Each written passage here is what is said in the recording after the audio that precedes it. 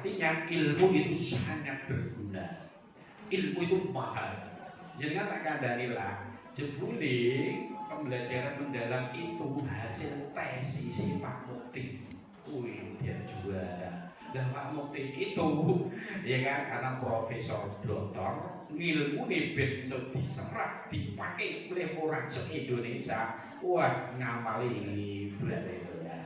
Nah, maksudnya begitu. Nah, untuk itu salah satu daripada pembelajaran mendalam itu terkait dengan penyelarasan visi misi atau VMT, visi misi tujuan satuan pendidikan itu ya, bahwa visi misi dan tujuan itu tidak barang baku, itu bisa diubah sebetulnya. Tetapi visi misi kita yang sudah kita canangkan dan kita buat itu sudah bagus kok, dan itu sudah mengena semua tapi pikir. Jadi apa? Kemudian kalau kita itu mengubah sedikit ini saja, wong iku wae wis dilakoni kabeh. Itu yang kita buat, yang sudah kita hafalkan. Harus hafal ini. Jadi setiap saat tolong ya, semua bapak ibu guru punya PR. Kalau ada anak kemudian datang ditanya, "Jak, kowe apa visi SMP 1 Sukolilo enggak?" Visi lah saya. Nah kan itu penting hukumnya. Taruhlah ya, cerdas, terampil, ya kan, berdaya saing, ya, apa peduli terhadap lingkungan, beriman dan bertakwa. Berdasarkan iman dan takwa ada 5 komponen, ya. Ada 5 kan. Nah, ini di mana-mana harus betul-betul ada di dalam pikiran kita, karena maksud dan tujuan yang akan kita tuju untuk pembelajaran baik jangka pendek, jangka menengah, jangka panjang. Itu untuk apa? Menciptakan atau meraih cita-cita yang kita buat, konsep besar yang kita buat yang namanya visi. Contoh, kalau cerdas, nah cerdas itu kan setiap pembelajaran jenengan setiap saat pelajaran jam 7 sampai jam 2 itu dalam rangka untuk mentransfer ilmu. Kemudian ilmunya dipelajari anak, setelah itu kemudian anak tes, diuji, ada ujian dan lain sebagainya, asesmen dan lain sebagainya, akhirnya pinter. Kan begitu. Maksudnya penerapannya itu cerdas. Nah, terampil itu sudah ada sejak dulu. Dulu itu ada namanya P5. Kalau yang sekarang itu yang include yang ada di kurikuler dan kurikuler dan ekstrakurikuler. Jadi sebetulnya itu kalau kita itu menangkap besarnya kan ngono. Lah kemudian apa namanya? Jadi apa? Seperti yang itu tadi, kalau kita berpikir sistematis kan ya berdasarkan yang kita tulis ini. Nah, yang saya maksud, kalau visi itu kan gagasan besar yang akan kita tuju, misi cara untuk menuju arah, untuk menuju metode, model, agar supaya yang kita cita-citakan itu bisa tercapai kan ngono. Maka sama jenengan itu dulu ada yang namanya kurikulum merdeka. Model pembelajarannya banyak sekali. Model, metode, cara. Nah, dalam hal ini yang dimaksud Pak Mukti bahwa pembelajaran mendalam dalam hal ini bukan kurikulum, akan tapi hanya sebuah model. Nah, modelnya itu seperti itu biar menyeluruh. Jadi menjadi apa? Pendidikan yang berkemajuan. Nah, itu jadi ada semacam kemajuan. Nah, visi yang kita buat di SMP Negeri 1 Sukolilo itu setelah kita jabarkan itu ada 12 cara. Tapi Bapak Ibu, tolong ini bisa jenengan kritisi, bisa jenengan rubah kalau disesuaikan dengan kondisi yang ada sekarang. Nah, ini kalau kita butuh waktu banyak, panjang lebar, nanti panjenengan itu bisa diskusi. Ayo dicoba gimana kalau kemudian kita merubah. Maka kalau ada kritikan, ada masukan yang sifatnya membangun, itulah yang kami harapkan. Namun model saya itu sudah meneng-menengan, malah wis kuwi padahal ya. Tetapi karena itu juga sudah sesuai dengan yang diharapkan oleh negara dalam hal ini, yaitu untuk meningkatkan kemajuan pendidikan. Maka monggo ini kita perkuat saja yang ada, kita perkuat. Nah, maka kalau kita kemarin Pak Sigit, Bu Restama sama Bu Srimul itu orang ketok. Wah, ini pakarnya malah nemburi ini. KSP, kurikulum satuan pendidikan kita kemarin Bu sudah dikembalikan dan banyak masukan. Nah itu adalah rule atau garis-garis besar yang nantinya kita jadikan sebagai pedoman Bu. Maka kalau nanti kemudian ada masukan dari pengawas, jangan berhubung, gak apa-apa, memang itu tugasnya. Nah, maka nanti dikerjakan bareng-bareng.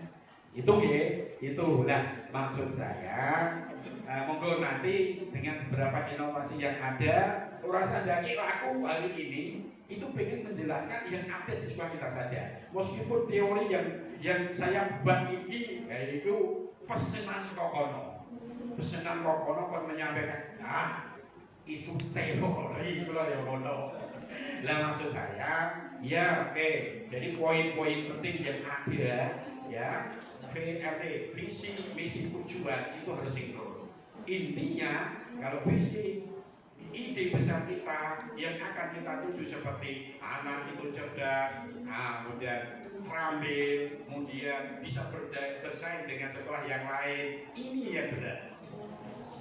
Ciri-ciri bisa bersaing dengan sekolah yang lainnya apa? Banyak yang diterima di SMA negeri, banyak yang lombanya dapat juara, maksimal untuk juara bias. Ini bukan ini. Jangan aku ini kalau udah provinsi loh, nasional. Aku ciri. Iya. Terus. Kalau buyon loh.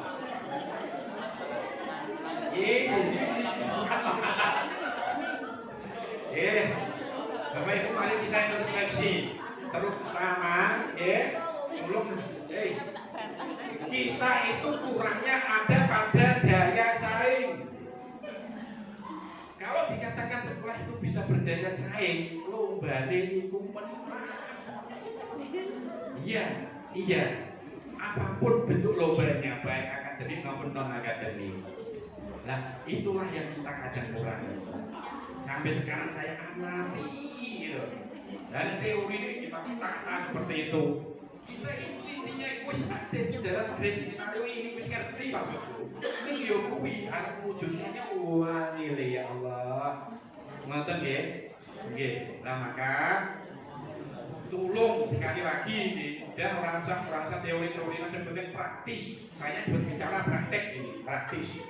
Suatu ketika ada lomba Bapak Ibu di waktu kita SPNB itu kan ada anak sing duwe piagam, teliti tenanan, tilii, kemudian diamati, ono teman pura ini piagamnya cocok, no ditakoki jret, terus nggone kono kowe iki piagammu ya lho. Nah, nggih Pak. Wis dikantongi siji, diinventarisir. Ini matematikanya pernah juara, ini lomba nyanyinya pernah juara, boleh sertifikatnya. Tolong semuanya mapel. Yang kedua adalah kalau masih pengalaman saya, nggone wilayah Kecamatan Kolilo itu banyak TPQ. Anggir TPQ itu mesti setiap tahun mengadakan lomba. Dan di sana anak-anak itu ikut lomba, ada piagamnya, AKOI. Nah, ini yang sangat amat lemah. Itu partai itu kemarin Pak Cek, waduh jauh dari panggang yang saya harapkan. Jadi ini loh, aku baru ngecek sekali, ya Allah, wah nol ini, wah nol harapan. Nah, maksud saya seperti itulah salah seleksinya. Tolong PAI itu takdir tilawah di ini itu saja nih. Kok mulai galiran roda HP, neng gini gak tahu dia. Oh, mono kuwi, Lah, dulu Bapak Ibu, kalau ada lomba yang lain semuanya ikut lah. Kalau pidato pasporan itu kan hanya kan konteks letok, gayanya kan guru bahasa, actionnya kan guru seni. Lah, itulah yang disebut kolaborasi atau kerjasama. Lah, itu kenapa saya justru memperkuat ini? Tataran ini itu penting Bu. Jadi jenengan wis rapopo untuk waktu yang lain. Maka dari itu pupuk ini aku eling. Akhirnya ya kalau saya itu mau ngomong pas aku bisa banyak ya. Tahu aku. Nah ini caranya bagaimana nih? Jadi itu terus Pak Sigit jenengan selaku panitia suatu ketika kalau ada lomba harus punya misi Pak. Oh iya nek iso piye carane sekolah nganggoku itu bisa kelihatan. Nah, ibu saya kira sedikit-sedikit tidak apa-apa agar supaya anaknya itu loh bisa bersaing. Sampai sekarang itu loh IPA, nah matematika juara. Belum tahu malah. IPS wis petang pe. Nomornya Semarang ya Pak ya, alhamdulillah. Ini guyon tetapi maton ya. Intinya hanya untuk penyadaran diri. Monggo ini bersaing jadi berdaya saing. Nah alhamdulillah sekarang kalau itu masuk panjang nanti aku masuk. Yang berikutnya adalah yang terkait dengan peduli terhadap lingkungan. Alhamdulillah. Karena apa? Sudah tercapai sampai tingkat mandiri. Mandiri itu di atasnya nasional. Sak kabupaten umum 6 luar biasa sekolah kita. Meskipun itu hanya pada tataran kertas tulisan, tetapi kan instrumennya memenuhi. Tetapi kalau kehidupan sehari-hari, ya yang penting panjenengan itu mengingatkan dan ayo berusaha. Menurut seneng loh. Yang penting itu seperti itu. Ini alhamdulillah peduli lingkungannya baik. Terbukti ini. Angger esok, ini di Lekso ini. Nah ini Lekso, kalau Mas Rofi, Mas Eko tak tekan no Mas Eko. Mas Eko wis paruh waktu Mas. Maksud saya Mas, kalau sekiranya sakit matur, kalau memang tidak bisa nggak apa-apa. Yang penting saya senang dengan terbuka. Jadi ayo do bareng-bareng kesini. Jangan sampai ada satu yang kerja yang lainnya tidak kerja, dan terjadi iri sehingga kita itu bareng-bareng enak gitu loh. Jadi kalau ini kita anggap pada dewi. Nek aku ngomong kalau agak seperti ini ya, betul nih. Nggak tahu itu. Saya kalau menentang atau bahkan ya semuanya tempat itu.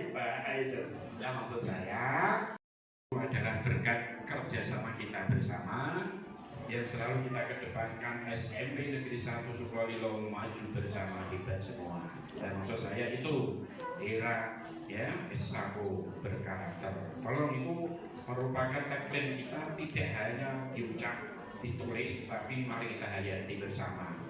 Dan termasuk apa nanti inti sari daripada program pembelajaran mendalam itu sebetulnya.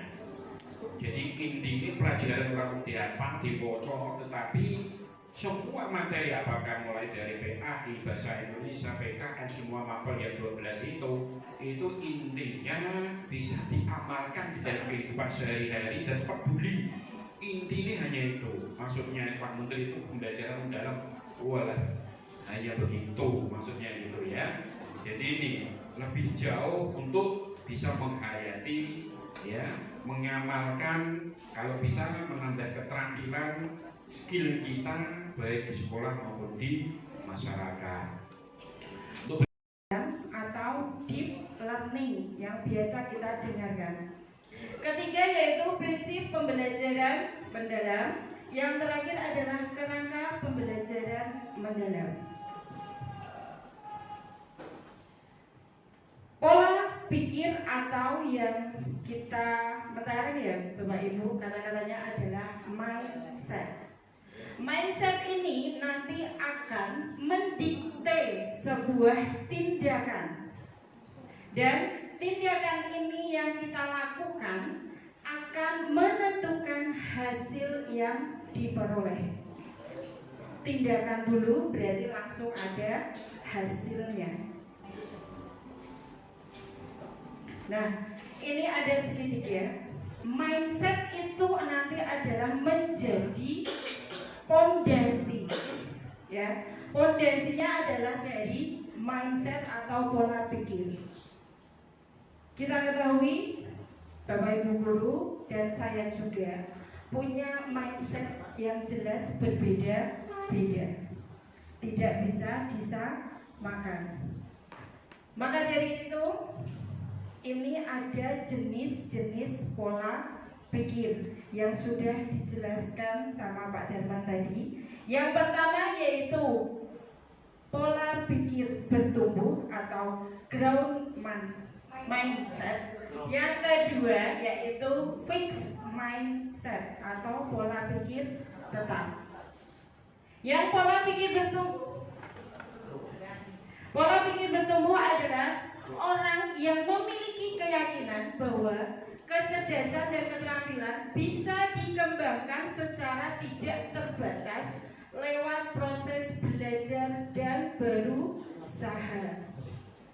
Yang kedua, pola pikir tetap adalah orang yang memiliki keyakinan bahwa kecerdasan dan keterampilan bersifat tetap dan tidak bisa diubah lagi secara signifikan.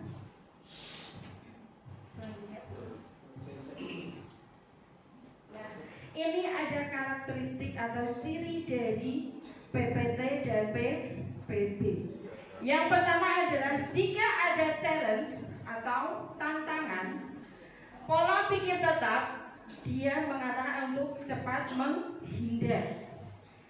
Kalau yang pola pikir bertumbuh, dia langsung menerima untuk sukses.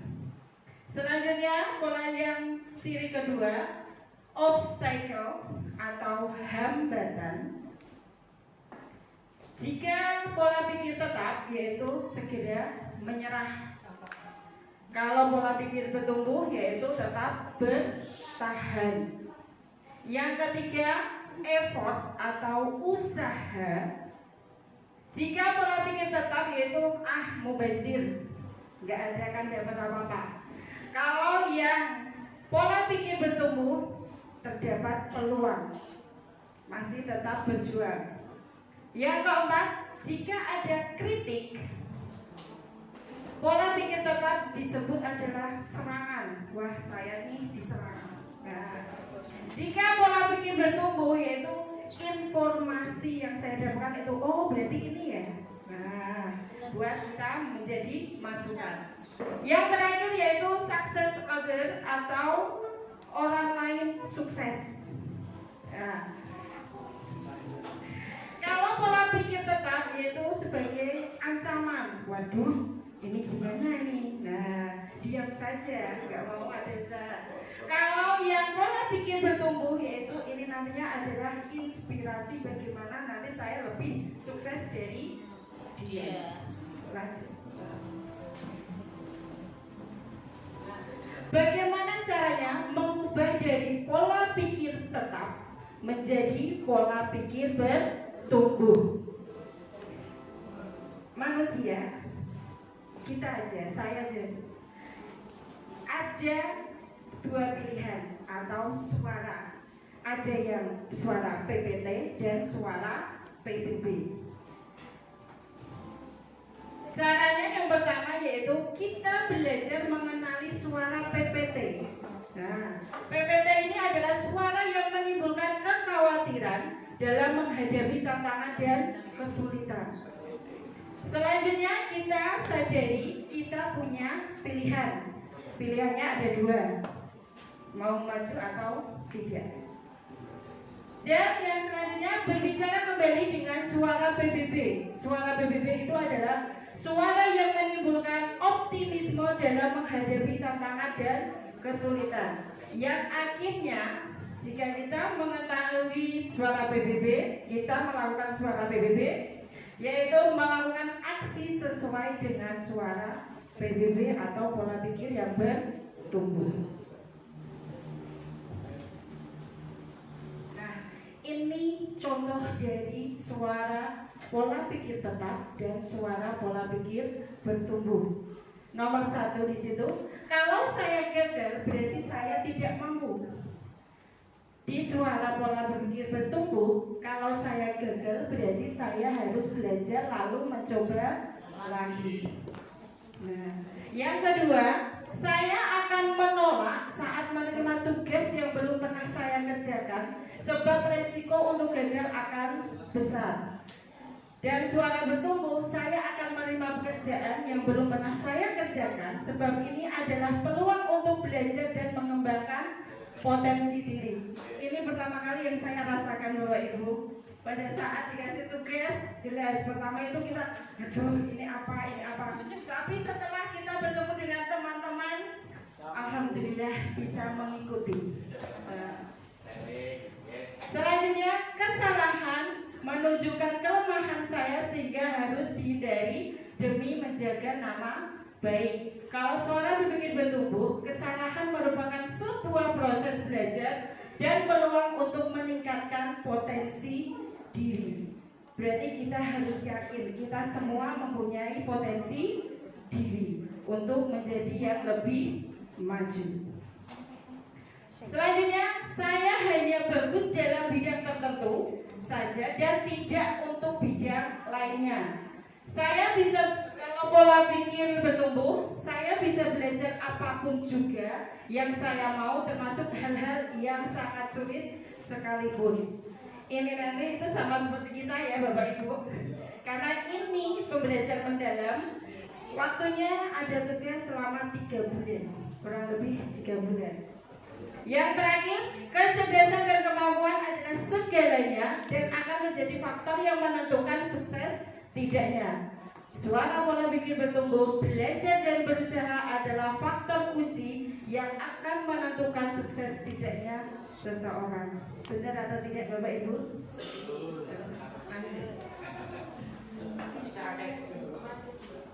Nah, ini adalah upaya menumbuhkan pola pikir tetap ke pola pikir yang bertumbuh. Yang pertama adalah kita harus mengintervensi pola pikir. Contohnya di situ, saat murid mau menyerah ketika menemui tantangan atau kesulitan, segeralah kita mendorong untuk mencoba lagi.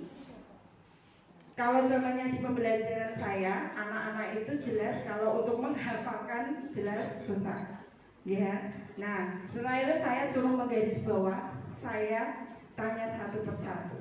Alhamdulillah mau bekerja. Yang kedua adalah membangun kombel atau komunitas belajar, yaitu guru dengan murid, guru dengan orang tua, dan guru dengan guru. Yang terakhir, mengubah pujian pribadi menjadi pujian proses. Contohnya itu, kamu pasti pintar, itu adalah pujian pribadi. Tapi kita harus mengubahnya menjadi pujian proses, yaitu kamu pasti sudah bekerja keras. Nah, kata-katanya harus kita berubah yang lebih mendorong untuk pola pikir bertumbuh. Nah, ini tadi yang sudah dijelaskan oleh Pak Derman bahwa pesan dari Pak Mukti yaitu kalau orang berpikir dengan growth mindset, maka dia yakin masalah yang hanya sedikit itu jalan keluarnya banyak. Karena itu jangan menyerah, jangan putus asa, yakinlah ada jalan keluarnya. Sekian itu dari paparan saya tentang pola pikir bertumbuh. Dan selanjutnya nanti diteruskan oleh Bu Halawatul. Ini sudah dibahas secara singkat oleh Bapak Kepala Sekolah. Pembelajaran mendalam, mungkin Bapak Ibu guru juga sudah mendapatkan himtek atau pelatihan dari SPMP mata pelajaran masing-masing. Saya ulas, pembelajaran mendalam merupakan pendekatan dengan konsep memuliakan yang menekankan pada penciptaan suasana belajar dan proses pembelajaran yang berkesadaran, bermakna, dan menggembirakan. Yang mana BBM ini menjadi prinsip bahwa di dalam kegiatan proses pembelajaran itu harus dimunculkan. Memuliakan, konsep memuliakan di sini kaitannya dengan bagaimana upaya guru itu hadir seutuhnya di dalam kelas dan menciptakan suasana belajar yang bermakna, berkesadaran, bermakna dan menggembirakan. Berkesadaran itu kaitannya dengan bagaimana itu siswa hadir seutuhnya di dalam lingkungan pembelajaran. Siswa butuh yang namanya ilmu. Siswa hadir ke sekolah tujuannya untuk belajar. Nah, itu bagian dari motivasi dalam diri siswa. Itu harus dimunculkan, harus tugas guru untuk mengingatkan selalu. Kemudian bermakna. Bermakna ini kaitannya dengan relevansi dengan dunia nyata, yang mana kita sebagai guru itu tidak hanya mengajarkan tentang teori saja, konten saja, tapi dengan konteks kehidupan yang lebih nyata, yang mengesan kepada siswa. Bermakna di sini nanti dikaitkan dengan yang namanya pengalaman belajar.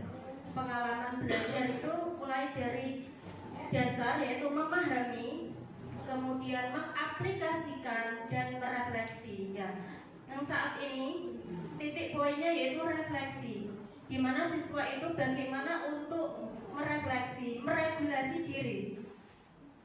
Mana yang baik, mana yang buruk, harus tahu regulasi diri, manajemen diri untuk kembali lagi kepada tadi tujuan atau kesadaran untuk sekolah. Menggembirakan tidak hanya kaitannya dengan ceria, tertawa, tetapi juga kaitannya dengan anak itu happy, suasana kelas itu menyenangkan dan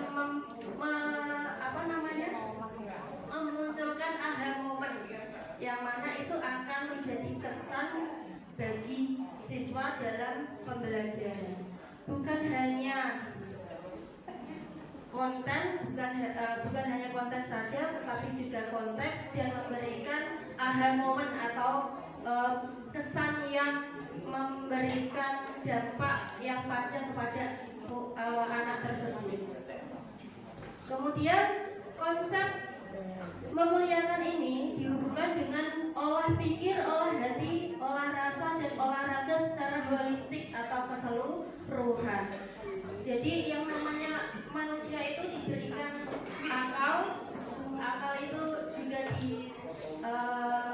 kaitannya dengan akal pikiran, hati itu punya perasaan, nah, fisik itu tentang raga. Jadi kaitannya dengan hak-hak kemanusiaan itu, pendekatan humanis itu harus dimunculkan di dalam pembelajaran mendalam.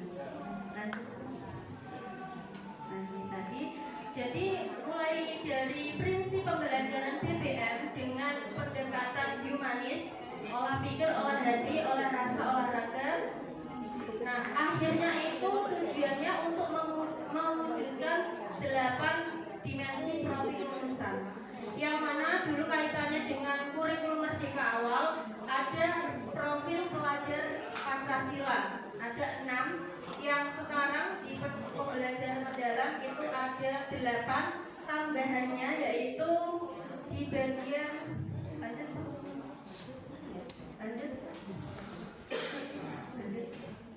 Nah, yang membedakan antara profil pelajar Pancasila dan 8 dimensi profil lulusan itu di bagian 7 dan 8. Kesehatan dan komunikasi, yang mana 6 itu hanya ataupun diganti dengan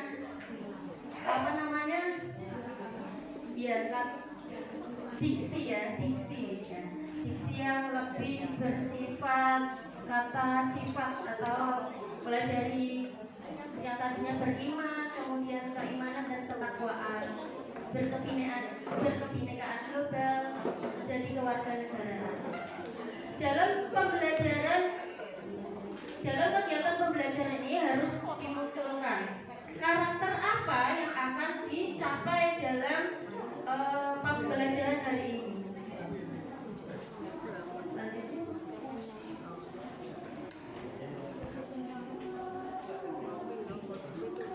ini tadi sudah.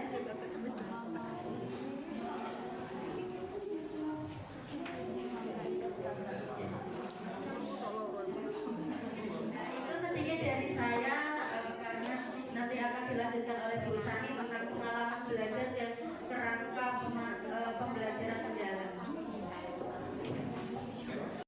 Sedikit untuk prinsip pembelajaran mendalam.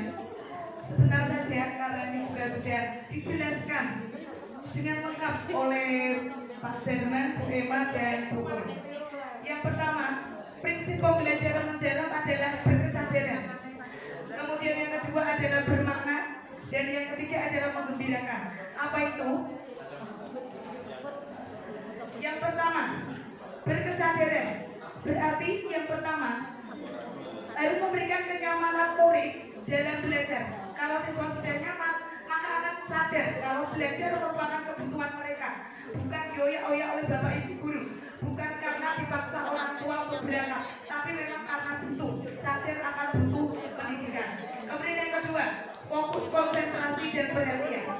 Kemudian yang ketiga adalah berkesadaran terhadap proses berpikir. Itu yang pertama. Kemudian yang kedua, prinsip bermakna. Bermakna berarti yang mereka pelajari bisa menyampaikan bahwa itu bermakna bagi kehidupannya. Yang pertama, relevan terhadap kehidupan nyata. Maka Bapak Ibu apabila mengajar, ada lebih baiknya kalau menghubungkan dengan kegiatan sehari-hari. Maka itu akan lebih mengena pada siswa. Kemudian yang kedua, keterlibatan murid dalam pemecahan masalah. Kemudian yang terakhir adalah keterkaitan dengan ilmu lain. Yang terakhir, prinsip menggembirakan seperti yang diucapkan rekan saya tadi.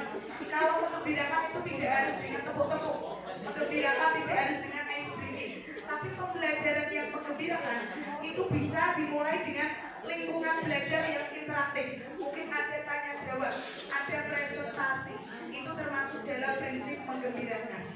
Yang kedua, menginspirasi. Dan yang terakhir adalah yang bisa menarik minat serta ingin tahu. Kemudian ada 3 pengalaman pembelajaran mendalam. Ada 3 M. Yang pertama memahami, yang kedua adalah mengaplikasi, dan yang terakhir adalah merefleksi. Untuk kegiatan memahami, berarti peserta didik aktif merekonstruksi pengetahuan agar dapat memahami secara mendalam materi dari berbagai konteks. Yang kemudian, next. Yang kedua adalah mengaplikasi. Pengalaman belajar menunjukkan peserta didik yang mampu mengaplikasikan pengetahuannya ke dalam kehidupan sehari-hari. Yang terakhir, merefleksi. Setelah pembelajaran selesai, kemudian sebelum ditutup, ada baiknya kita dari pengajar melakukan refleksi dengan siswa. Apa yang menyenangkan hari ini? Apa hambatannya? Jadi bisa menggunakan hal tersebut merefleksi untuk perbaikan pembelajaran di pertemuan yang berikutnya.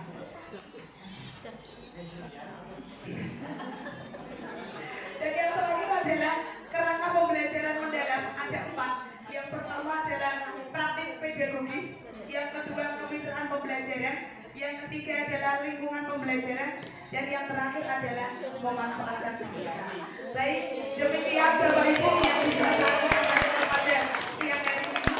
Semoga yang kami sampaikan bisa bermanfaat. Terima kasih. Wassalamualaikum warahmatullahi wabarakatuh.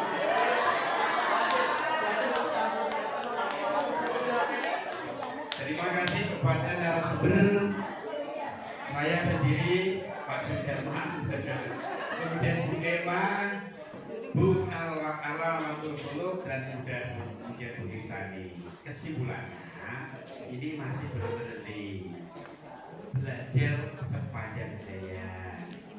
Dan belajar sepanjang hayat itu, monggo saring asang asing asuh. Sekiranya nanti bisa dilanjutkan di komunitas belajar sekolah, masing-masing mapel nanti monggo